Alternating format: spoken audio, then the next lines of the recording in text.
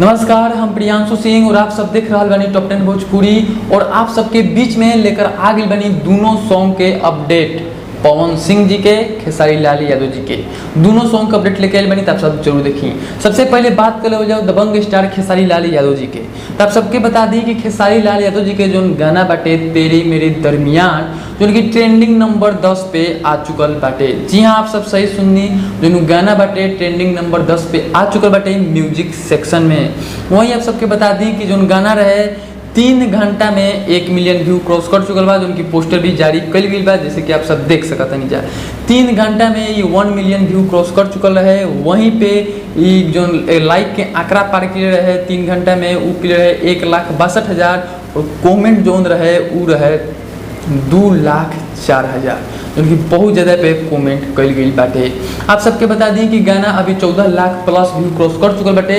और आप सब एक प्यार दी और प्यार दी कि मेन लिस्ट में ट्रेंडिंग पे आवे, मेन सेक्शन में तक आही के बाद 100% ये गाना मेन सेक्शन में आई। लेकिन तनी आप सब प्यार दुलार और दी और गाना के देखिए और एक वास्टिंग बढ़ाई कि जल्द से जल्द ये मेन सेक्शन में आ जाए। वहीं आप सबके बता दी कि जब हम वीडियो बना रहा बानी, अभी समय हो रहा बाटे 3:13 और तब ये वीडियो रिकॉर्ड कर रहा बानी। हो सकता है कि खेसारी लाल यादव जी के गाना उनके अब 10 नंबर से और भी ऊपर चल गई लोगे, यानी कि 8-9 पे चल गई लोगे, चाहे मेन सेक्शन में भी वीडियो आ गई लोगे। अभी हम जो वीडियो बना रहा बानी तब बजते 3:13। वहीं बात कर जाओ करंट गाना के, तब पवन सिंह जो बारे उनकी इंडिया के नंबर 1 यूट्यूबर, इंडिया के पूरा हमनी के भारत के नंबर 1 यूट्यूबर कैरी मिनाटी के एक वीडियो कर दिले बारे पीछा।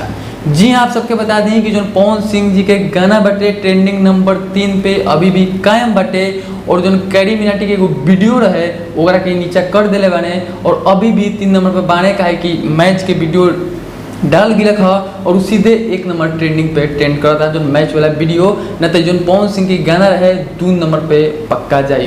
तो आप सब क्या करिए, आप सब दोनों गाना के प्यार दी, खेसारी लाल यादव जी का इतना प्यार दी कि जल्द से जल्द मेन सेक्शन में आवे।